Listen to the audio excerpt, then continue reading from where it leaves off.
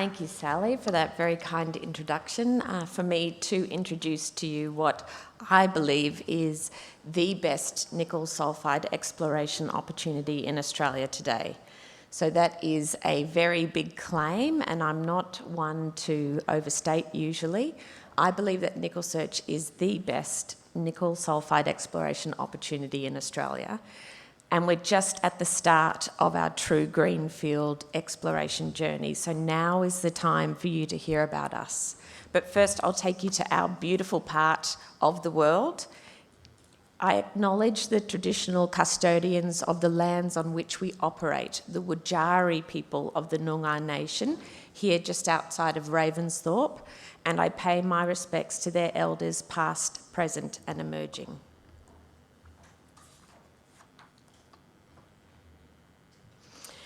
So in terms of substantiating my bold claim of being the best nickel sulfide exploration opportunity in Australia today, I will explain that on 3 grounds. 1 is we represent great value. 2, we're in a prime location. And 3, we have the fundamentals in place to perform. In terms of great value, you can see here on the slide the nickel sulfide peers comparing tonnes of contained nickel against enterprise value. And when you look at NickelSearch's tonnes of contained nickel versus our enterprise value, we do present a great opportunity. And this is before we're kicking off our autumn drilling program. And our shareholders know that we are great value. We have very good support from institutional investors, both domestic and global, including Sprott, and we have very strong buy-in from board and management, as you can see here. You see that Medallion Metals is a major shareholder. Medallion is our neighbour in Ravensthorpe. They vended in their nickel assets to us so that we can focus on nickel and they can focus on copper and gold. But like most listed companies, our share price has been impacted by some pretty significant global market factors weighing on the market these days. But our fundamental business proposition has not changed since our listing late in 2021. So our share price today, I didn't check it, but it looks like it's around just over 8 cents. I would say that's a very strong incentive, and particularly when we're about to kick off our autumn drilling. So I would say strap your counter-cyclical seatbelt on, and now is the time to join us.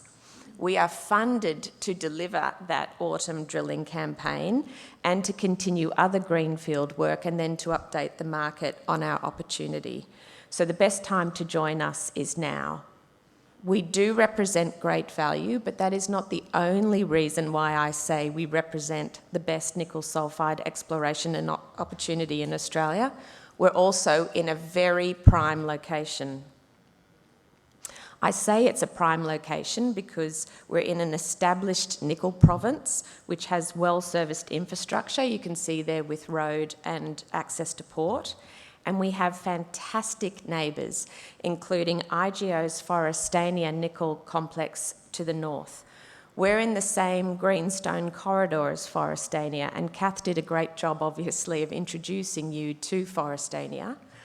Both Forrestania and our Carlingup project, as I said, they're in the same greenstone corridor and they're both komatiitic nickel sulfide formations. Let me explain the importance of this.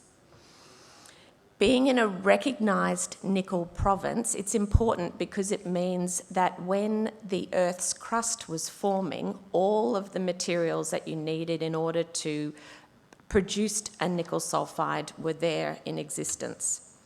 This cross-section here shows our deposit model. It's a komatiitic nickel sulfide formation.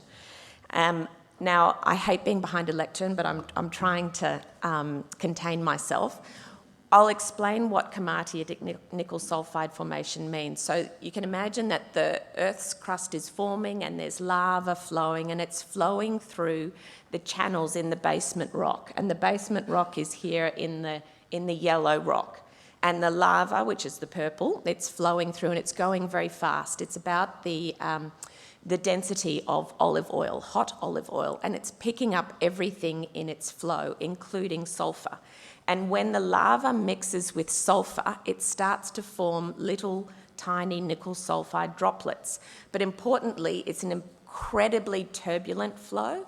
And so the lava is moving, and those droplets, they all start to come together and they start to form pods. Now, those pods can become very heavy because it's very dense, and the lava can't hold it. So at some point, the pod will drop to the bottom of the channel, sitting there deep in the picture.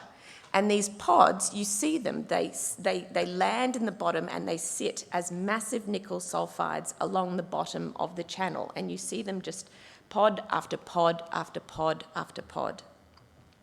And what that means is that normally nickel sulfide explorers have to drill very deep because they need to go down to the contact point between the basement rock and the ultramafic, or what is the cooled lava flow. And so it's about getting to that deep basement point because that is where the nickel sulfides will be sitting.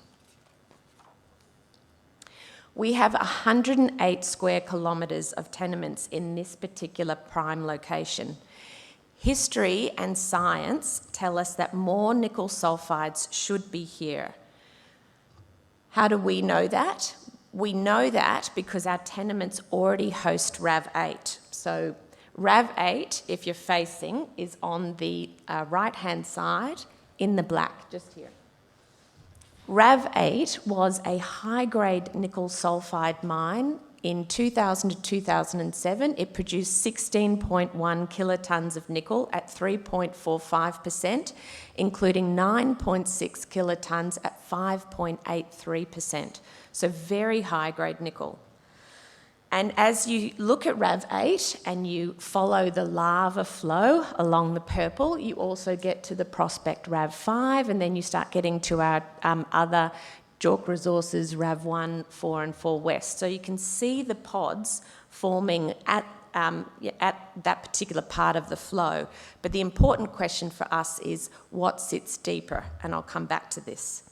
I also should point out I am not a geologist and I am massively simplifying this story. So I'd encourage you to have a look at our presentation on the website because it should assure you that we know what we're talking about and give you a lot more technical detail. But the question that comes to my mind looking at this slide is what else can be in these tenements, particularly at depths? And I talked about the importance of being in the same greenstone corridor as Forrestania, and I'll explain that importance now. So Carlingup has a similar ultramafic rock of the same age and style to Forrestania, and Forrestania is here on your screen, and you can see what I'm talking about when you look at Forrestania. You have the deposits Flying Fox, New Morning, Spotted Coral, Sunrise. So the pods sit as you follow the ultramafic. But really importantly is the depths to which Forrestania goes. They are operating at well over 1 kilometre into the Earth's crust.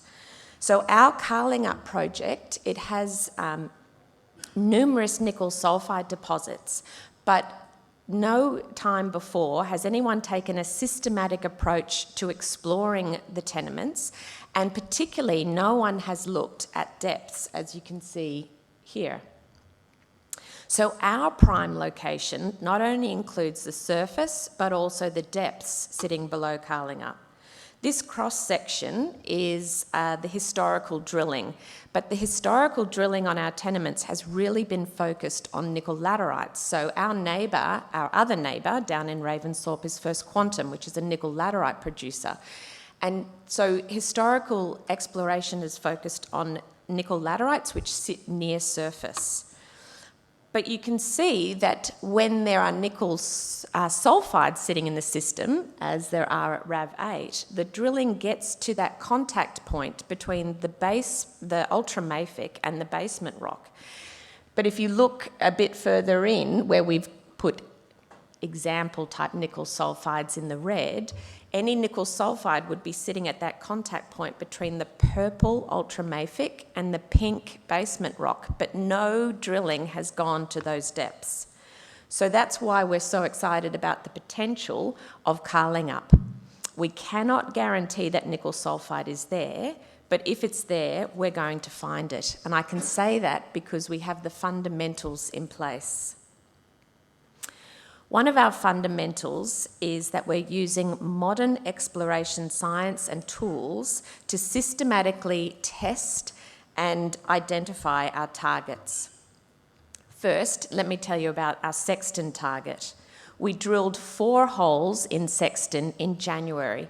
All 4 encountered nickel-bearing mineralisation. 3 holes encountered nickel at over 1%. The nickel sulfide intersections are here in the red. Importantly, the mineralisation is open down plunge from that final hole, and I hope I've quite helpfully shown you down plunge with the big circle there. We then did downhole EM into the final 2 holes at Sexton and got some very strong responses, especially from the final hole. These results confirm the analysis that the mineralisation extends as we go deeper.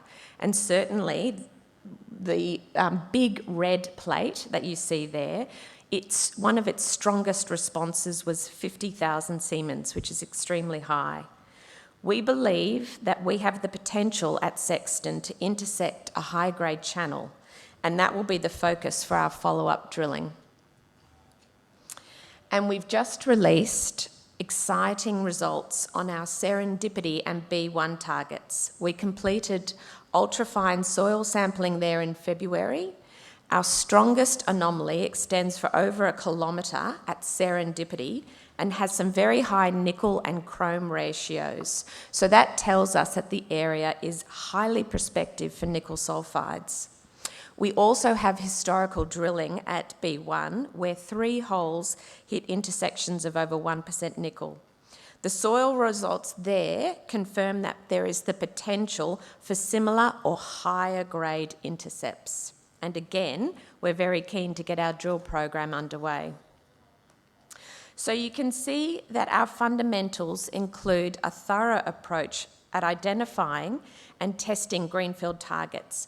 Basically, all we're doing is applying modern exploration tools to a very large parcel of land that sits just outside of Ravensthorpe that has been sitting there waiting to be brought into 2023.